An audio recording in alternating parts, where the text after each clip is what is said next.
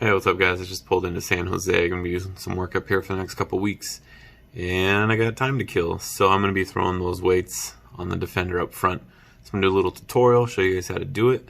Let's get into this. Take the cab off. Go ahead and take the wheels off. At this point, we'll go ahead and open up the bag. So there's a total of 8 bolts that hold this guy in. Just take it apart and kind of see how that goes. This is going to go onto the new brass portion like that. But next we got to take this off. Okay, so I've got the knuckle off.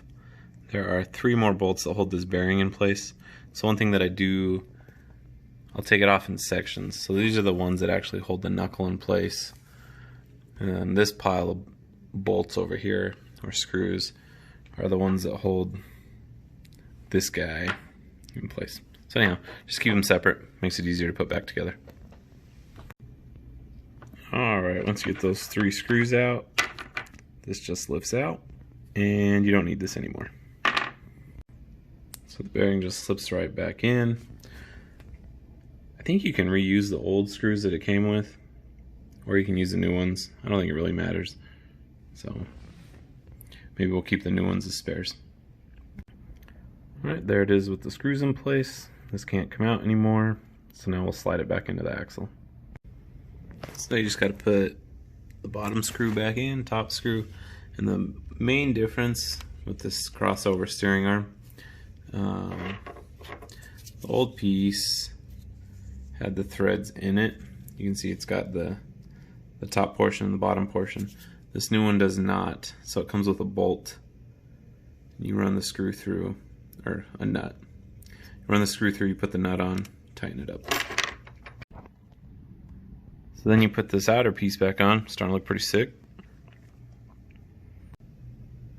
Okay, so there's one minor difference. The machining on this piece, this is really thick, and the screws that came out of the original piece, yeah, this guy, the plate's not very thick.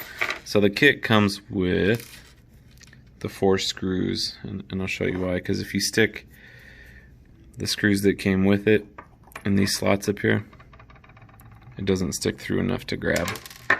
So you put one of these screws in, and you got a lot more bite. So there it is in comparison with the other side. It's a lot more robust. Looks good, shiny, pretty flimsy. Doesn't look so good. Probably took me about 10 minutes to do, and that was with making a video, maybe 15. So I'm going to time the other side now. Alright, well this side took me a grand total of 12 minutes to do.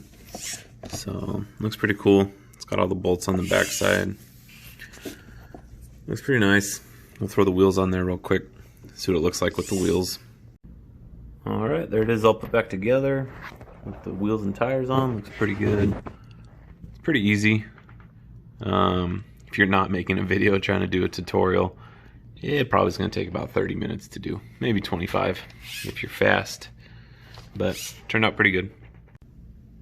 Alright, one step closer to being a cool rig. The controversial Trump train.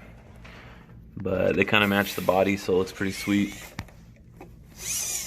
I'm happy with how it turned out. It's looking good. I know I'm not the best at tutorials, but at least you guys can see what it looks like when it's done. I hope you guys liked that video. If you could like, subscribe, share with your amigos. We'll see you guys next time.